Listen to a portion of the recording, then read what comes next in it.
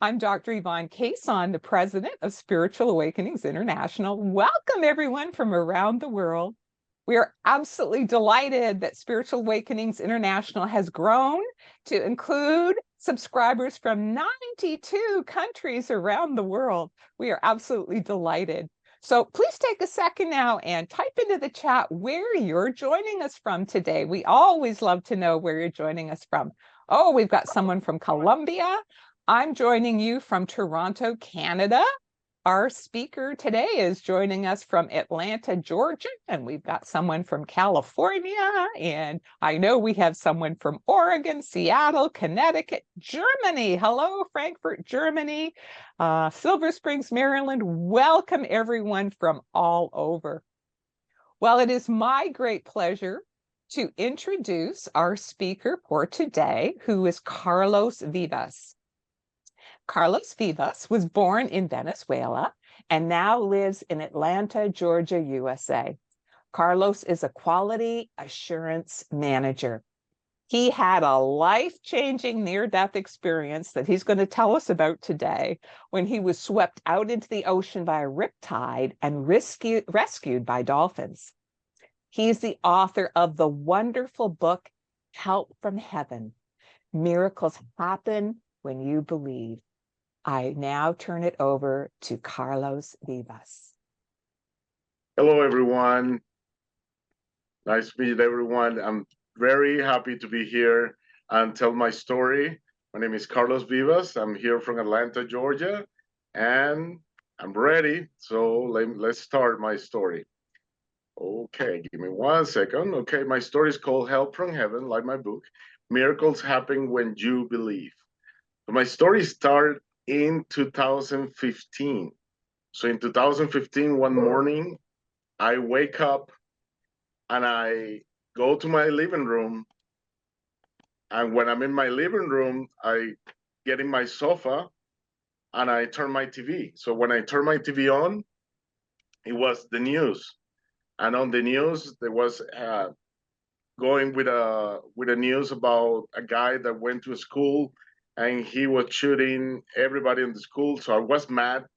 I feel horrible. In that moment, I turned the TV off and I said, God, why is this happening? Like, are you really, like, this is real? Like, I don't want to believe in you if you don't show me why this is happening, you know? In that moment, my phone, I have a cellular phone, in that moment, my phone rings.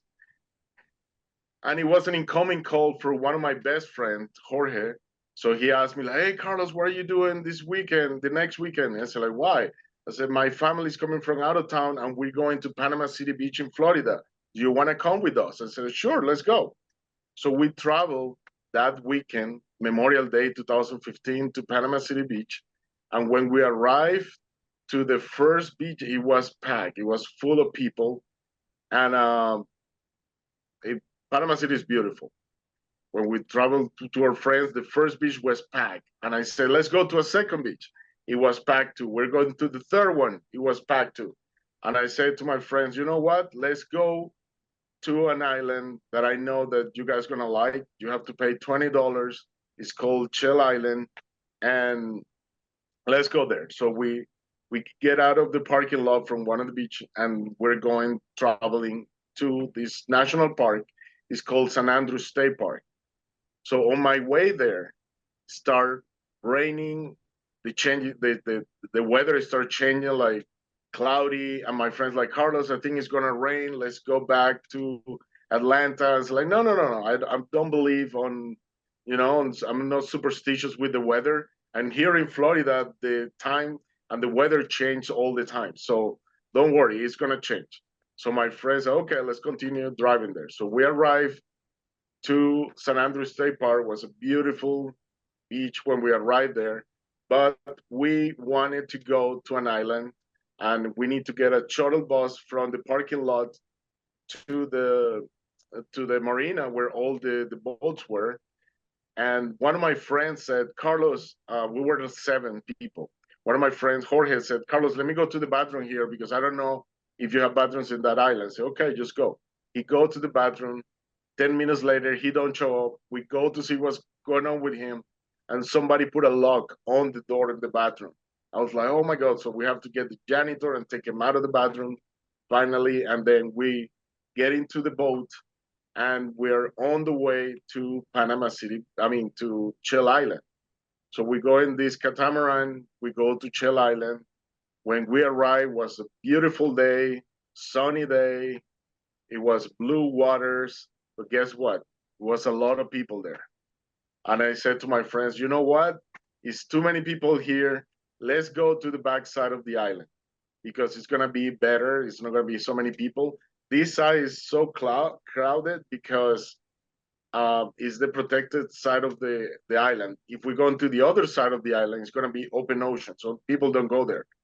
So we start walking around the island, going to the other side. And when we arrived to the other side, there was nobody there. And I tell to my friend, okay, let's pull my tent. And I have a big tent. So we start taking the tent out and the wind start blowing and the tent opened like a parachute. And for 45 minutes, we're trying to put this tent down. And after 45 minutes, finally, we put some rocks in every corner and the tent was perfect there. From 9 a.m. till 4 p.m., we were there. We put our chairs, we put music, food, and everything, and we have an amazing time. Around 4 p.m., my friend said, Carlos, we want to go to walk around the island because the last boat leave at 5:30. I said, okay, guys, you go by yourself. I stay here. Why? Because I want to take care of everything. So they left, and I said, okay, you have 1 hour to come back because at 5 p.m., we pick up everything, and then we go into the boats, and we go back to Panama City. I said, okay, Carlos, that's fine. They leave me alone. They walk away, and I'm by myself, start getting hot. And then I said, wow, it start getting too hot. I'm just going to jump into the water.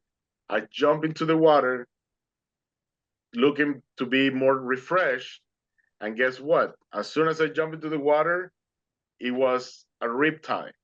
I didn't know what a riptide was. It was a big whirlpool under the water.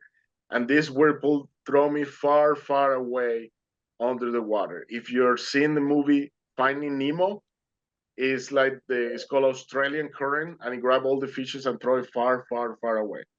So that current threw me far, far away. I was trying desperately to get out of this current, but I couldn't. I didn't know that you cannot fight with a riptide. And after fighting and fighting and fighting, I couldn't get out. So I started getting cramps on my arms, on my legs after more than 25 minutes. And in that moment, I knew that I was about to die. And the moment was perfect. The moment was perfect. My friends wasn't there. There was nobody in that side of the island. And I said to myself, okay, God, I never thought in a million years that you're going to take me today. But I'm going to tell you something. From today, I just want to say thank you. Thank you for my mom, my dad, my brothers, my sisters. Thank you for everything you gave me. And I'm sorry if I did something wrong. As soon as I said this, behind me, I heard a voice that said, ask for help. And I was like, what? So I tried to swim a little bit more. And then I heard again, ask for help. And I was like, are you kidding me? Could you please help me? Nothing. I just tried to swim again. And then I heard for the third time, I told you to ask for help. And I was like, oh my God, okay, but I don't think I'm going to make it, but okay. So I started screaming, help, help, help. As soon as I screaming for help, at the end of the island, one of my friends came out of the group because he felt something was wrong. His name was Enrique. And he's like, Carlos, I'm seeing you. I'm going to call 911. Hold on, hold on. He didn't call 911. What he did was he went back to the tent and he grabbed a tubing, like a lifesaver. And then he went to the top of the hill and he threw that thing to me. But the wind was flying back to him and he went back to his face. I was like, oh my God, this is not working. This is not working. So he go to the other side of the island, grabbed a lot of people that was boarding the boats going back to Panama City. A bunch of people come, 6 guys come from the top of the rocks and jumped from the rocks, and everybody was swimming my way. And in that moment, I said, "Oh my God, thank you, God! They're gonna save me! They're gonna save me! They're gonna save me!" And then 10 minutes later, everybody started turning around. Everybody started leaving. I was like, "What's going on? What's going on?" And when I look behind me, I see a big thunderstorm coming my way. I see a lightning and thunders. I was like, "Oh my God, that's why they don't want to rescue me, you know?" And in that moment, I said, "Okay, God, you know what? I don't want to fight anymore. If you want to take me right now, just do it quick. I mean, everybody's turning around and leaving me alone. I'm just going to surrender." And I tell people in this part of my story, how many times in your life you're fighting with your wife, with your husband, with your kids, with your school, with your job, with divorce. And the only thing that you have to do is surrender. You know, when you cannot fight anymore, let God take over. And that's what I did in this moment, where I couldn't swim anymore and I was completely exhausted and I lose every hope because everybody left me alone and this thunderstorm was behind me. And in that moment, I said, I surrender, do whatever you want. And in that moment, a huge wave came and crushed me all the way under the ocean. When I was under the water, I opened my eyes, and the first thing that I see is a big black shadow that's coming my way. And when I see this shadow, I was like, oh my God, it's a shark. And I was ready to get bite. So I just covered my face like, no, no, no, no, no, no, under the water. But to my surprise, it wasn't a shark. It was a big gray dolphin. And the big gray dolphin grabbed me by my stomach and pushed me all the way to the top. And when I get out of the water, I get some air and I start crying because I couldn't believe that a dolphin saved my life. So I grabbed the dolphin by the fin and I was like, wow, what a dolphin. And then he was just watching me. The dolphin was there. I could feel his skin. He was just looking at me, and it was like a moment that it was very emotional because he was looking in my eyes and I was looking in his eyes, and it was something spiritual between the dolphin and me in that moment, you know, a connection between an animal and a human. Like we are the same, we're all the same. That's what I understood from this huge moment that was happening right there, you know, like we came here to rescue, you know, like, and I was just crying like a baby because I couldn't believe this connection. You know, I never touched a dolphin in my life. I never been close to a dolphin, but just the fact that they came and rescued me was huge. So I was with the dolphin for 10 minutes. He didn't move. He was just there for me. After 10 minutes passed, a feature boat showed up in front of me and a big boat. And then the guy started telling me, come on, come here. Brother, I can save you, but I cannot get close to you because the wave from the thunderstorm, they're gonna hit my boat. I'm gonna hit you. So I'm gonna throw you a rope. So he threw me a rope. I go to the boat. But when I get to the boat was really tall. And I grabbed some air and so the guy that is on the boat, he started screaming at me, like, what are you doing? What are you doing? And I was like, sir, I'm super tired. I'm exhausted. I said, like, no, you need to get in right now. I said, like, why? I said, because my body's sinking. I said, your body's sinking? What are you talking about? I have a pump inside of the boat and all the waves that are getting inside of the boat and it's getting floated. So hurry up, go to the back and you're going to see some steps in the back and jump in. So I go to the back, I see the steps and I jump inside of the boat. And when I get into the boat, it was like 5 to 6 inches of water inside of the boat. And I yelled to this guy, like, sir, do you have any bucket? I take the water out. And he said, we don't have time for that. Come here and sit down next to me. So I sit down next to him. He put a towel around me and he started driving around the island, right?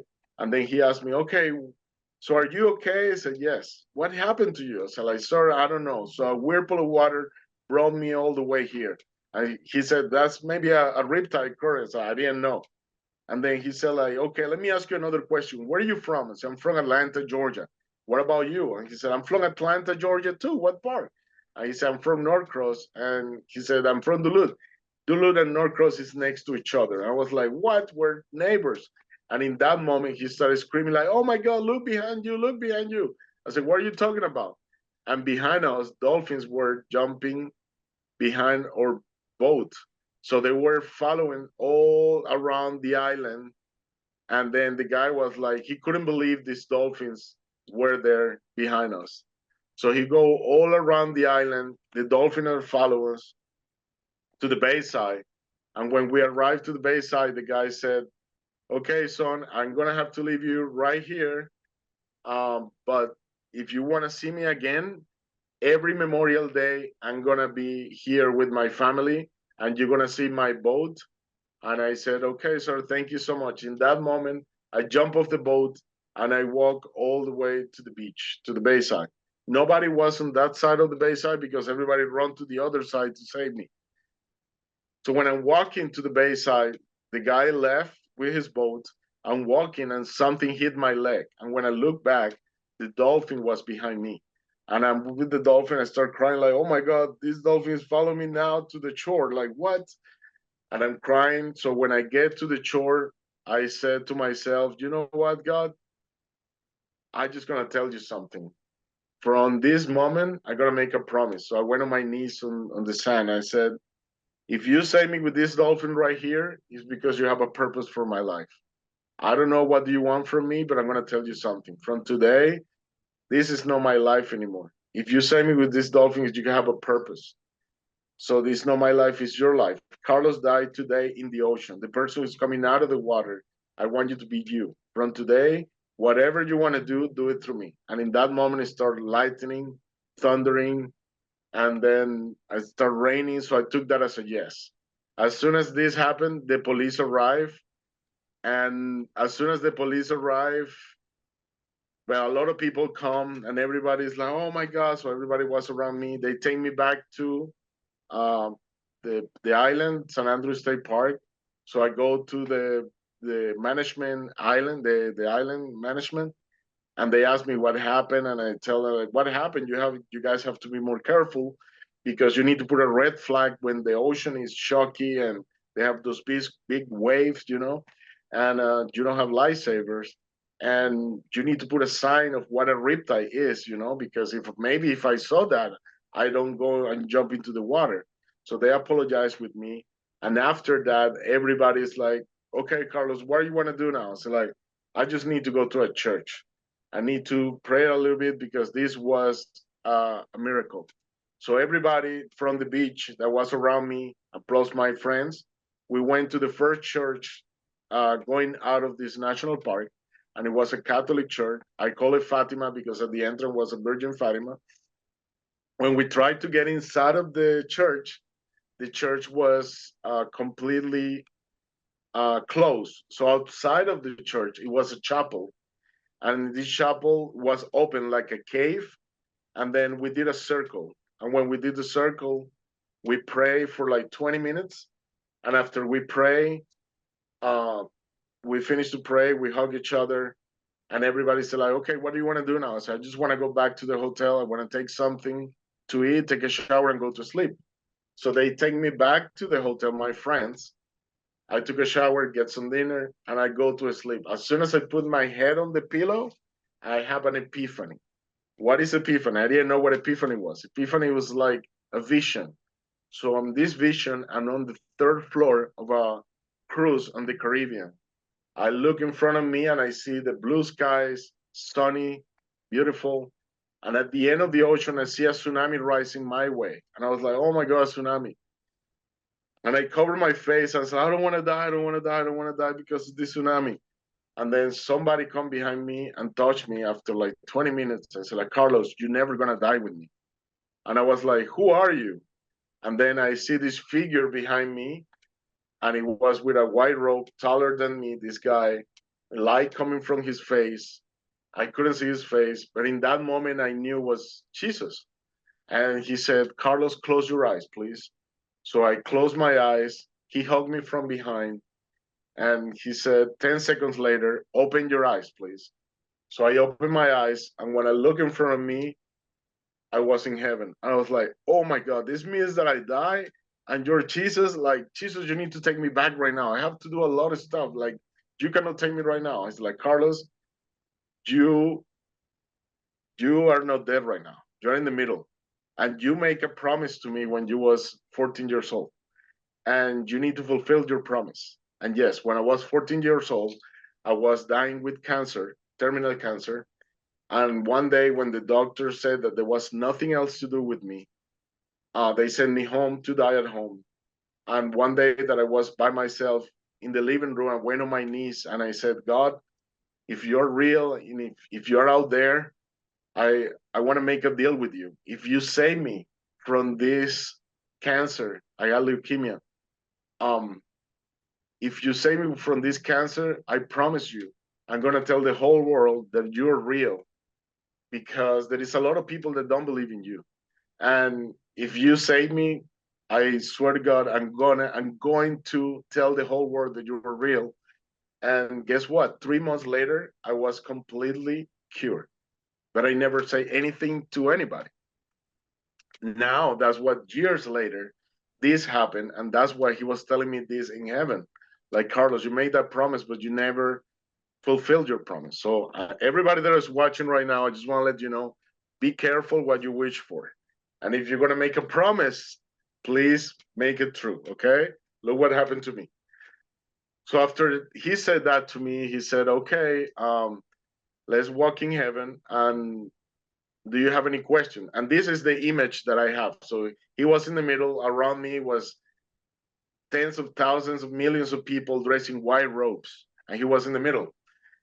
And I said, I was next to him. I said, do you have any question, Carlos? I said, yes, I have a question. What is your question? I said, like, uh, where all these people come from, these millions of people? And he said, they're coming from all over the world. I was like, okay. And do you have any other questions? Like, yes. What is your question? I said, like, what is the true religion? I mean, there are like 50,000 religions all over the world. I just want to know, what is the true religion? And he said to me, the only thing that I can tell you is when you come here to heaven, in heaven, there is no religions. When you come to heaven, what you're going to find right here is the love of God. God is the love is the most powerful force in the universe. And love is going to unite the whole humanity in one. And in that moment, he hugged me and he said, okay, let's walk in heaven. And I'm going to give you a life review. So we start walking in heaven. And then he opened his arms and he said, let me show you your life from your childhood until right now.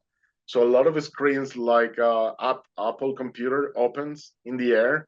And he showed me since I was a baby all the way until right now. And what he was showing me here, it was every decision that I took in my life, how affect me, how affect another people. And every time that I did something wrong to somebody, he put me on his side of the other person so I could feel the pain that I caused to other people. So he wasn't judging me. I was judging myself. I was like, oh my God, I never thought that when I told this to this person, they're gonna feel that way. So he wanted me to say, like, now be careful what you say to other people, because you never know what people is carrying, you know? Just be nice with everybody. So after he showed me all this, he said, okay, now I want you to go back, Carlos, and tell everybody what happened here in heaven. So he put his hands on my back and he pushed me. And the next morning I wake up thinking that this was a dream, okay? And I didn't thought too much about this. So when I wake up, I told my friends, hey guys, let me tell you what happened last night. I have this epiphany, but I don't know. So I told the whole story. After that, we went back to Atlanta. And when we arrived to Atlanta, I go to my office. I've been working in my office for almost 20 years. And I get to my office as a manager and I tell other three managers there, I said, guys, guess what? A dolphin saved me this weekend. And the guy said, yeah, right. A dolphin saved you this weekend? I said, yes, yes. Nobody believed me. And in that moment, my boss gets behind me and he said, I believe you. And my boss said, I asked my boss, you believe me? Why you believe me and everybody else don't believe me? I said, well, because they are atheists. I'm a Christian. Let me tell you something else, Carlos. I want you to go to your computer and type how many people die in United States every year by riptides. And when I typed that, more than 114 people die every year by riptide. And then he said, now type, the dolphin is still saving people. How many dolphins get killed every year around the world? So I typed that, and it was more than 100 dolphins get killed every year around the world. And then he said, now type how many dolphins have saved humans' life through history. And when I typed that, a lot of people has been saved by dolphins, something that I never knew. After that, he said, okay, the last one. What is the meaning of the dolphin for Christians? I said, like, what? So I typed that and said, the dolphin represents Jesus. And I was like, what? I never knew that. Wow. And after this happened, that happened on Monday. On Wednesday, he sent me to a customer house, and because I'm a quality assurance manager, and I have to see every time that one of my employees go to a house and they have an accident, they break a table or something, a lamp, I have to go and repair it or fix it or buy a new one. So when I get to this home here in Atlanta in Stone Mountain, the customer was cooking, and she said, Carlos, come on.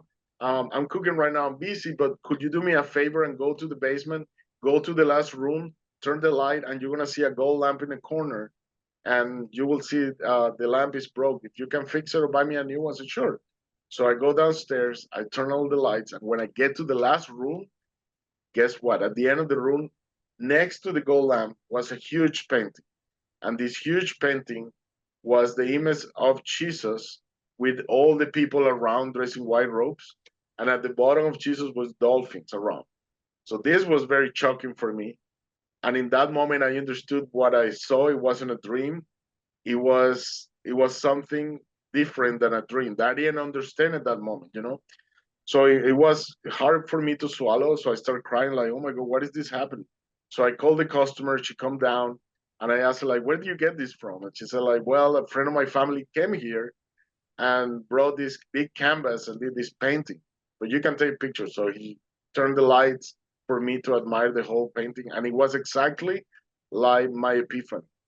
So that happened on Wednesday. On Thursday, I called my best friend in Woodstock, Georgia. That's an hour away from my house. And he said, Carlos, you need to come on Sunday to my house because you need to go to church and tell the story. That's a testimony that you need to tell to people. It's like, I will never tell that story to nobody. You kidding me? Like, nobody's going to believe me. Okay. I was like, Carlos, this is very important. People need this message right now. I was like, bro, like, I don't want to say that, you know? But after an hour of him talking on the phone, I say, he convinced me. I said, okay, on Sunday, I go to your house. So I have to drive 1 hour. When I ride to his house on Sunday, we get some breakfast with his wife. And then I said, okay, let's go to any church. I said, any church? I said, yeah, because Jesus told it's not about religion, it's about love. So we get out of his parking lot, we start driving, and then we see a big church in Worcester called St. Michael the Archangel. When we arrived to the parking lot, it was a big celebration, a lot of cars outside. We parked next to a big car, and I asked the lady, excuse me, what's going on here today? And the lady said, sorry, this used to be a little church, but today is the inauguration of a huge church. So you guys just came in during the inauguration. Come on, join us. So we stayed through the whole inauguration.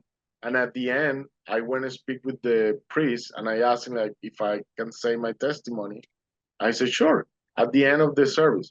So when the service get to the end, I go to the stage with a microphone for the first time, and I start telling my story. When I'm in the middle of the story of the dolphin, a 17 years old raised her hand and says, excuse me, sir. I said, yeah, I want to ask you a question. Sure. How Jesus was with you? I said, like, he was behind me. What Jesus was wearing? He was wearing a white robe. Hmm. Where you were? I was in front of him. Where Jesus was? Behind me. Why? And she had black long hair, and she put the hair in front of her. She turned around, and she have a printing of Jesus hugging a guy, and it's this printing right here, and it's called Forgiveness by Thomas Blackchair. So in that moment, I see this, and she asked me, "It was like that?" I said, "Yes, it was exactly like that." And everybody started murmuring in church, "Oh my God, you guys planned this?" I was like, "No, I don't know this girl. I don't live in this area. I live an hour away from here. I don't know. Maybe it's a casualty. I don't know. And then after the service end and I finish my story, I go back home and I Google this image, and this image come with the story. And the story of this image is that in the year 1992, a famous painter called Thomas Blacher, he started fasting for 2 weeks, asking God to let him paint the image of Jesus. And after 2 weeks, he started doing the painting. And then he said the Holy Spirit showed up and said, Thomas, it's a beautiful painting, but now you have to write a book and explain to people what is the meaning of that painting. I said, like, what do you want me to explain? Well, the background is black. That's the darkness that we all have. The white is the halo, is the illumination that we all have. Here is the love that Jesus has for us and the strength that he carries all the time. Every time that we go into tribulation, Jesus is behind us. So he wrote a book, and the name of his book is called Forgiveness. And this is the book. And in the whole book, he explained little by little everything about the painting. And this is how my story ends. When I was in heaven, and before Jesus pushed me down, he said, Carlos, I want you to give this message to the whole humanity. More than ever, humanity need to forgive. I said, like, why? I said, like, more than 98% of people around the world have childhood trauma, and they need to forgive three people. Number one, their parents. It doesn't matter if they abandoned you, if they abused you, they didn't like you, if they hit you, they did the best they could to give you the best you have. Number two, you need to forgive your inner child. Whatever happened in your childhood is not your fault. You was scared, you was afraid, nobody could hit you. So it's time to grab that kid and say, you know what, from this moment you're going to be protected. Number three, you need to forgive all the people that came to your life to harm you. Why? When you forgive your parents, your inner child, and the people that came to your life to harm you, you're not forgiving them, you're forgiving yourself. In that moment, you open your heart and you throw away all the hate, all the resentment, and all the poisons that have been eating you for years that later become cancer and another sickness. Why? Resentment is to start eating your organs. So when you forgive, you release all that poison that eat your body. And in that moment, it's like you have a balloon with a string, you cut the string, let the balloon go, you're free. And from that moment is when Jesus told me, from that moment is when you start living your purpose. Because everybody came to earth with a big purpose. And what is the purpose? Very easy. The purpose is the only thing that you know you do better than anybody else. Every human have a gift. We all born with gifts. Some people love to cook. Some people play the piano amazingly. Some people they're good swimmers, good sportsmen. You know what is your gift, and when you do your gift, you do your best to show to the world. And that's what it's going to make you happy. If you don't want to do that gift that God gave you, the second gift is called service. Why service? Because when we die, we're not going to take the house, we're not going to take the titles, the money, the Bitcoin, the gold. We're not taking anything from this world. The only thing that we're going to take from this world is how many people we help, how many people we love, how many people we give shelter, how many people we give food. Look, Mother Teresa of Calcutta, Mahatma Gandhi, Nelson Mandela, Princess Diana, Martin Luther King, what they did was service. And their service continued until today, even after they passed. So my final question for everybody that is watching right now is, what are you doing today to leave a blueprint on this world and a legacy that people can continue after you leave this world? And one day, when it's your turn to go to heaven, and God asks you, hey, it was worth it for you to go to earth? And you probably is going to say, yes, God, let me show you how many people I helped. And it wasn't about my life, it was about helping others. And that, everybody, is my story. Thank you so much. And now I'm happy to answer any questions that anybody have about my story. Thank you. Wow. Thank you, Carlos, for sharing your absolutely phenomenal story. Thank Uh, you. I'm now going to invite Ann Archer to come on board, and she is going to be moderating your question answer period. Okay. Ann. Carlos, that was fabulous. Thank you so much. Thank We you. And we all have a lot of questions, I know. Some people have said, just how much you've inspired them, of course. But what I want to ask is, how has your life been different before and after this experience? yes, before this experience, I wasn't superstitious. So, during the day, sometimes you receive signals, you're going to travel, and then the airline canceled the flight, the hotel dropped your reservation. Those are red flags, that you have to see. Everything is happening for you for a reason. You apply for a job and you're excited, but they didn't choose you to go to that job. Is for a reason. Is to preventing for something bigger, And before, I didn't pay attention to all these red flags. Before, I used to go straight and do everything myself because I don't believe in anything. I mean, I have faith in God. I believe in God, but now after this experience, it humbled me a lot because after this experience, I know that God is watching over us. And before, I was just working, working, working, and I wasn't doing anything that helped society. Now I'm involved in a group. It's called Food for Lives. It's a non-profit organization that give food to homeless here in Atlanta, and it's amazing to go every weekend. We go on Saturdays and Sundays and prepare like 300 meals and give it away, and we can talk with homeless people. So it changed my heart. So what it changed is like, this life is not just for you. This life is to share your life with others. And that's what it changed from me from that moment, to understand that it wasn't about me, to understand that we all are brothers and sisters and we have to take care of all of us. That's beautiful. Thank you, Carlos. I love the several aspects of your story. But one of the questions we have is from AJ. Do you still feel a special connection with dolphins? And for those of you who don't know, I also was rescued by dolphins. So Carlos and I have a great connection. But have you continued to feel a special connection with dolphins? And have you met other people with similar stories? Well, yes, I have a story of I went to Panama City one time after my accident, and I stay in a hotel that I choose just randomly on internet.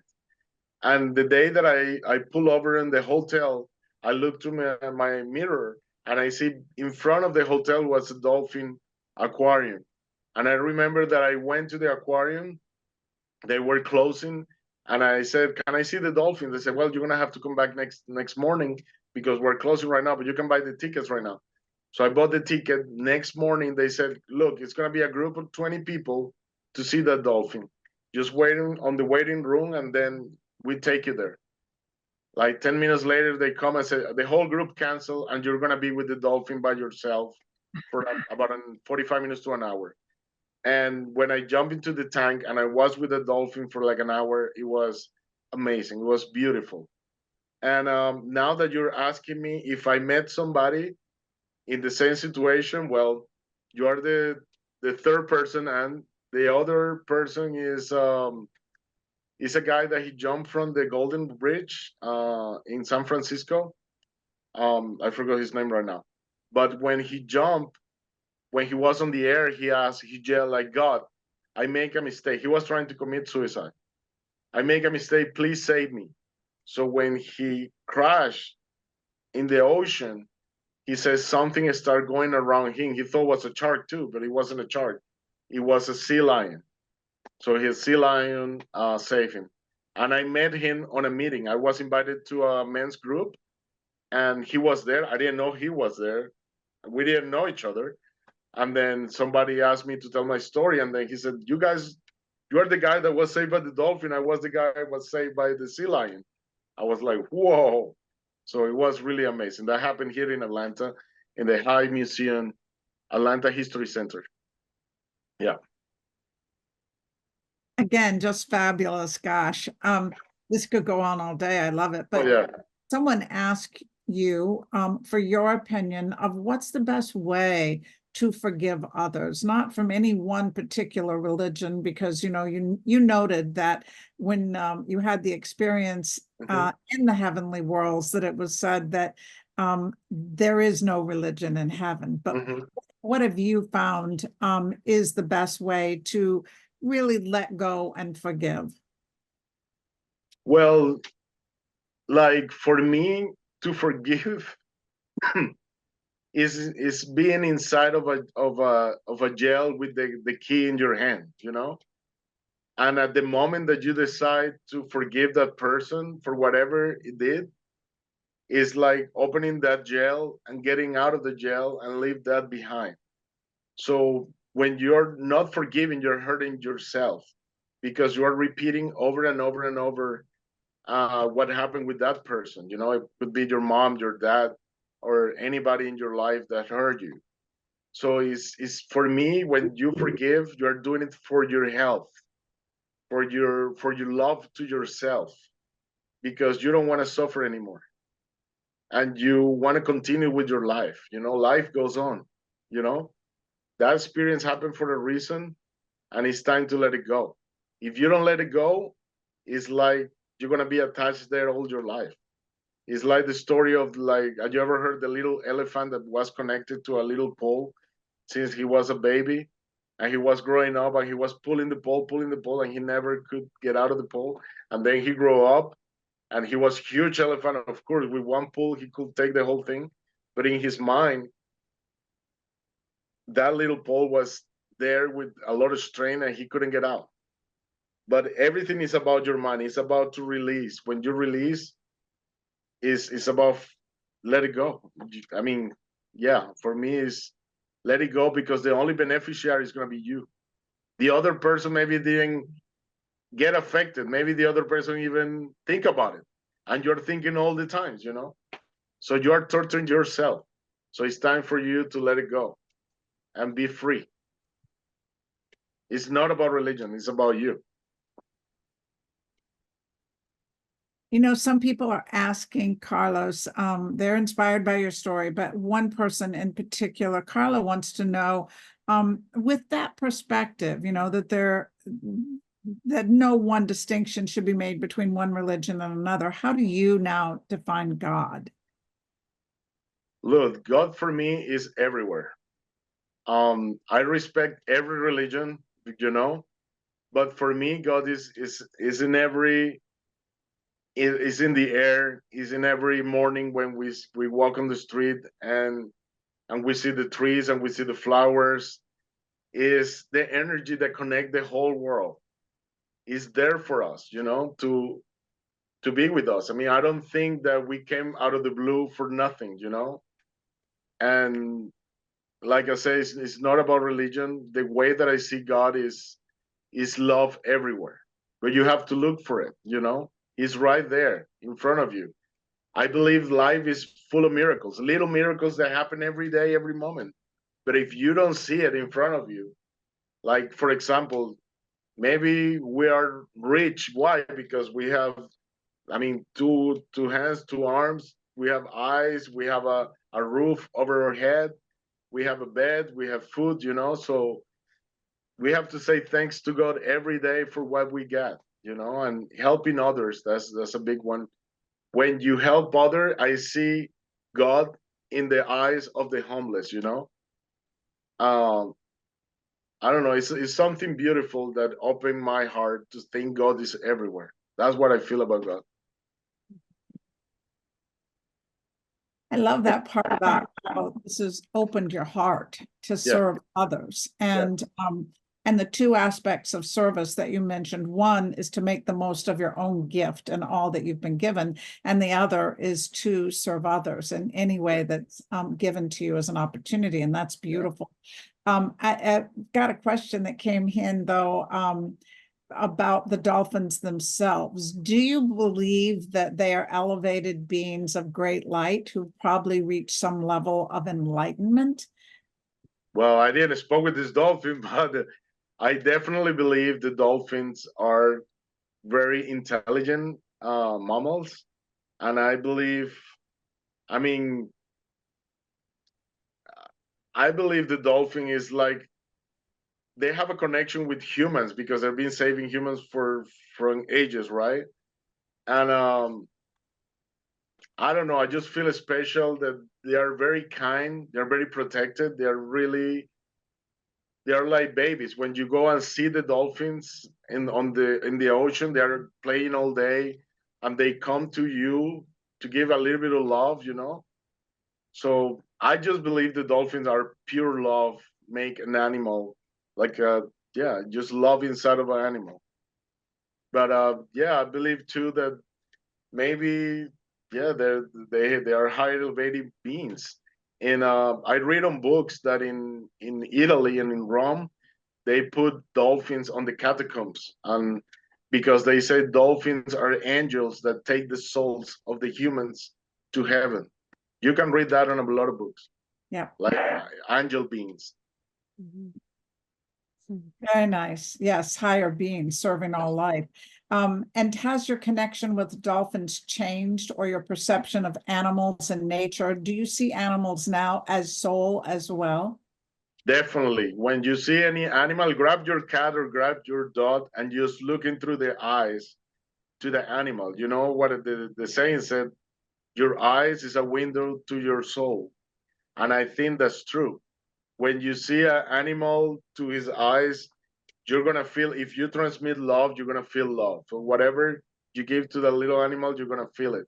And that's what I felt with that dolphin when he rescued me. When we were in the ocean, he was looking at me like everything's gonna be fine. You're gonna be fine. I'm here for you. No, that's what like telepathically I felt that this dolphin was telling me. You know, and I believe that could have that happens since an ant to a bee to a bird to a fish to any animal in the world. They're all have hearts, and they deserve to be treated good. You know, like humans too. You know.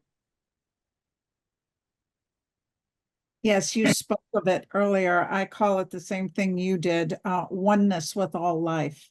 Yes. Yes. And I love Definitely. that. 100%. Yeah, I thought that was great. Do you feel a little landlocked in Atlanta? Don't you have a drive to go be with the dolphins and be near the ocean?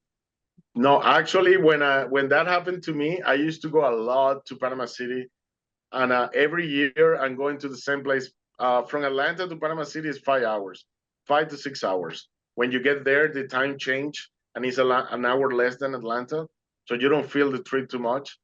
But for me, I mean, I'm going on Friday and come back on Sunday, and it's amazing. I mean, just to be in the ocean, and like I said, every year I'm going to the same spot that I drown and got into the water. I pray and I say thanks to God for this new opportunity He gave me. And like I said, I mean, when He told me you have to fulfill your promise, when I was 14 years old and when I was dying and I made this promise, like, God, you save me and I tell the whole world. Maybe I didn't thought that it's gonna be like this real. Now I'm telling the whole world the promise that I did to Him when I was 14 years old, you know? And everything started when I went to the first time to a church and I told my testimony in church. A prophet came to me and she said, like, Carlos, you're gonna be on media and social media in 1 month. Get ready. It's like, oh no, you don't know me. I will never be on social media. And guess what? A month later, I received a wrong call of a lady that she was looking for the police department. At the end of the conversation, it's like, man, you need to hang up and dial again.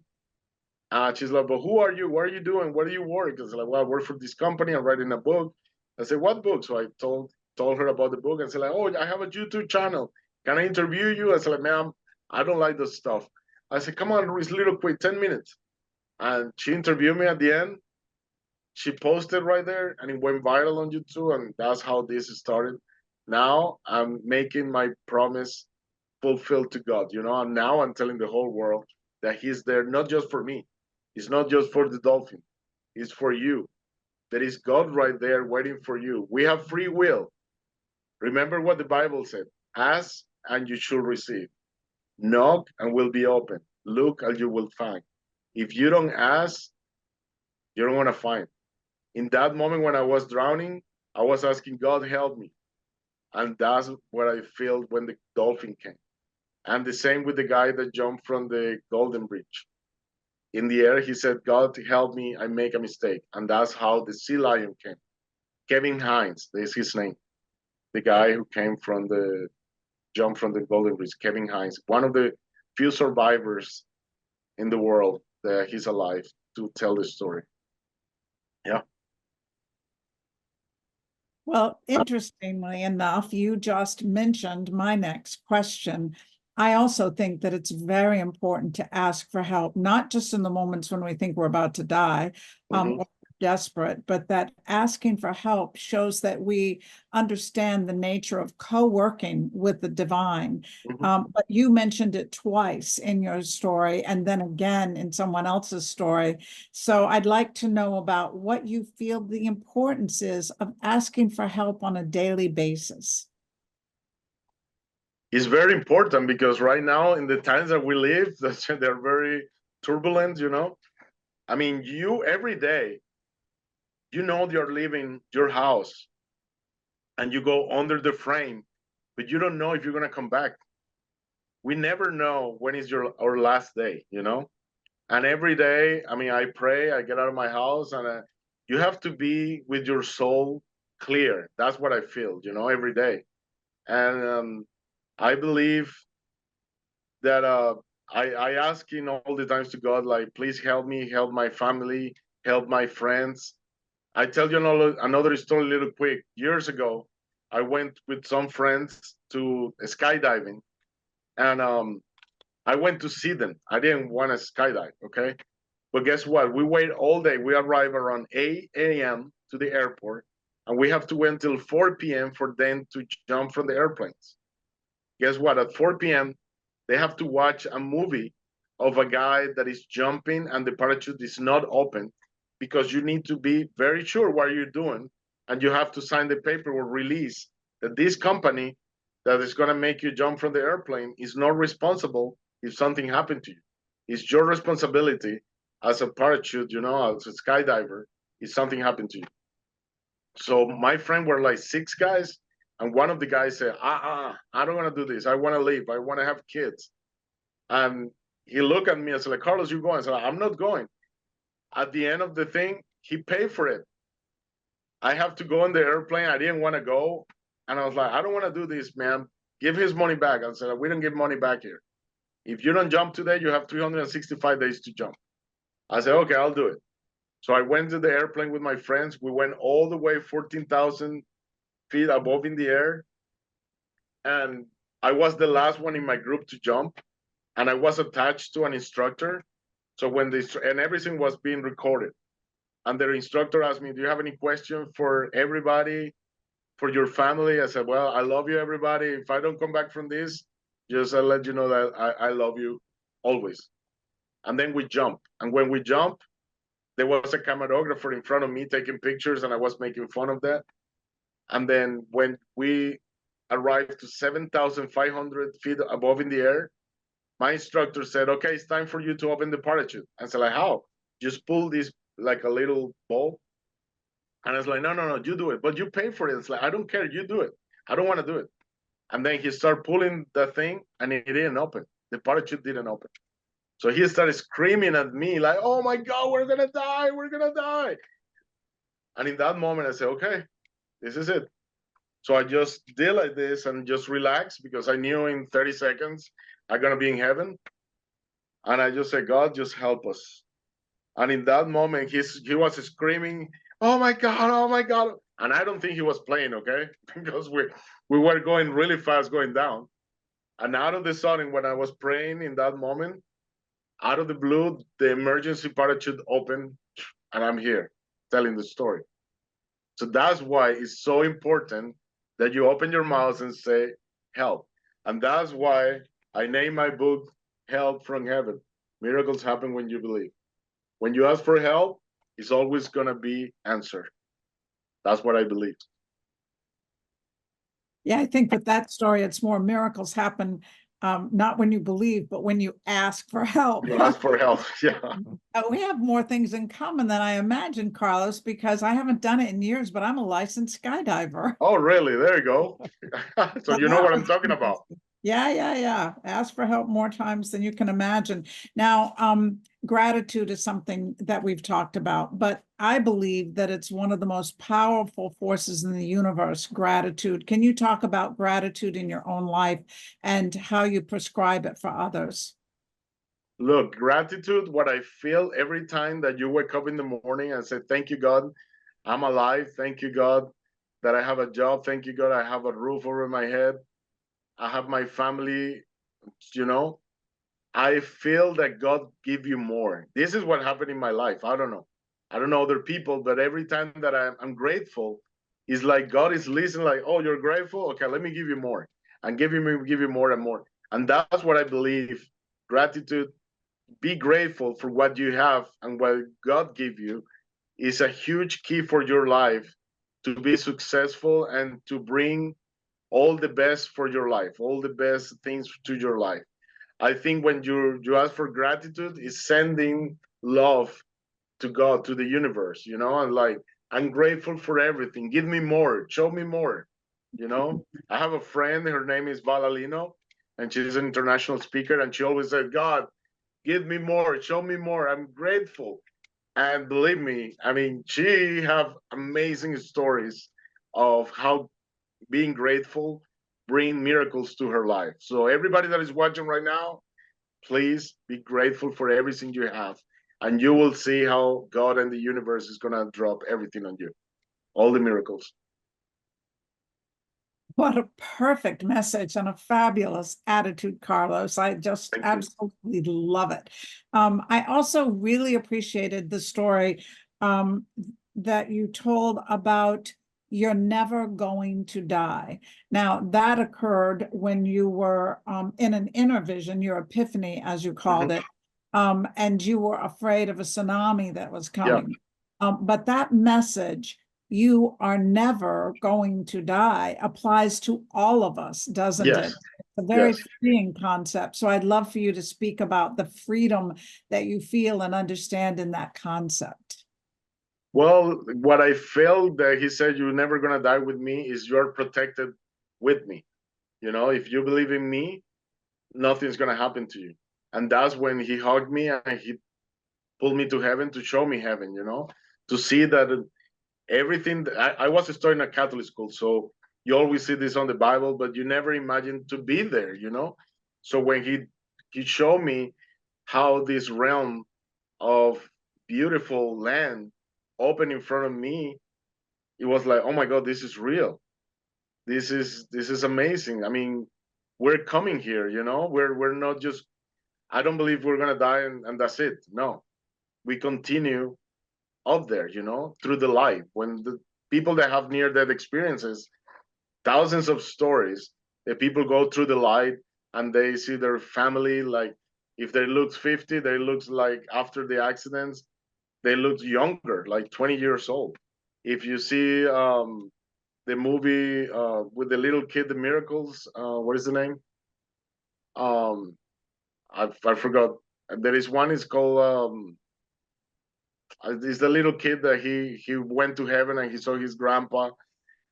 I mean, that's a real story, and there is a lot of stories that show that this doesn't end here. This continue in heaven. That's what I feel too, and that's what he showed me. You know, to reconfirm that and to let you know, everybody that is watching right now. This will be our last question, but I really wanted to ask it. You sounded exactly like me when you said love is the most powerful force in the universe. I say that all the time, but I would love for you to tell people what you meant by that, Carlos. Okay, I have a story with that one.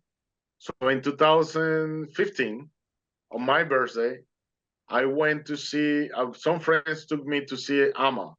Is Amma the Hogger. Is a lady that came from India, that she's a very spiritual lady. She gives hugs. She have hugged like 40 million people around the world. She's like Mother Teresa. And every time that you was arriving to this place was in Atlanta Convention Center. It was like 10,000 people there to see this lady. And people from all over the world came to see her. And when I went there, she gave me a chocolate, she gave me an apple, she gave me some flowers because it was my birthday. But people feel a lot of spiritual experiences when they are with her. I didn't feel anything in that moment, but when I came down the stage, everybody started asking me like, "Oh my God, she gave you flowers, she gave you this." Yeah, yeah.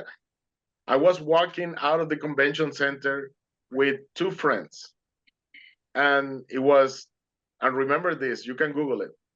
It was June 29, 2015, at 1:30 a.m. in the morning. I was walking there. You can Google that day and see what the NASA said. So we were walking out of convention center, glass doors open, and the whole parking lot turned yellow. And when we look up, there's fire in the sky coming down. And I was like, what is this? So everybody started running like chickens everywhere. I look in front of me, is the Atlanta airport, one of the busiest airport in the world. Hundreds of airplanes there. And I said, oh my God, this is an airplane that explodes and all this fire is coming down. And then we run to my car, me and my friends. I opened the doors, and then this fire just flew away. I was like, what was that? So we don't know. And then I get to my car, turn the car, and a music start playing. And I look my friends, like, where does the music come from? So I don't know. And we look everybody each other. It's like, what is that? A phone? So the radio was off. Everybody was checking their phone. Everybody had the phone off. I was driving. I pulled over, and I pulled my phone, and I got a message on my phone, and the message said, "Love." The music that was playing was "In the Name of Love" by U2. And guess what? You have a message under. I have an Apple phone, so you have to unlock the screen to open. But under the number to unlock the screen, it was a message that said, "The love of God is universal and will never end." And the next morning, when I turned the news, and it's everywhere, you can Google it, they said, in that moment that I was coming out of the convention center, 9 meteors was traveling through Georgia, Alabama, Florida, and those were balls of fire that were crossing the sky right there. And I attached that to my message that God wants to let me know, to me and my friends, love is there. Love is God. God is love for everyone. And that's what I believe, that love is the most powerful force in the universe.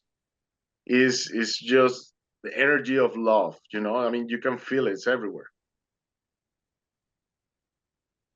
Carlos, that was beautiful. By the Thank way, we identified the book you were referring to with the little boy. It's called Heaven is for Real. Heaven is for real. Yes, there you go. The Yes, little you're boy's right. astounding story of his trip to heaven and back. And Yes.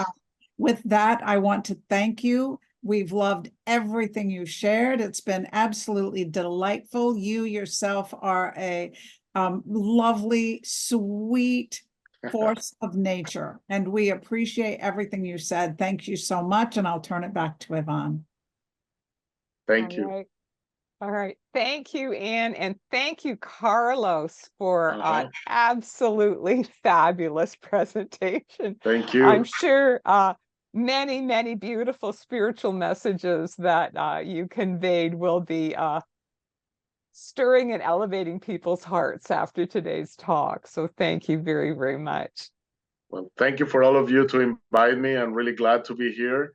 And I'm very blessed to transmit this message. It's not for me. Story is not for me. This is story for all of you that are watching this right now. I'm just the messenger. I just work as a messenger, okay? Awesome. It's not Thank about you, me. Carlos. It's about Thank you, Carlos. love, okay?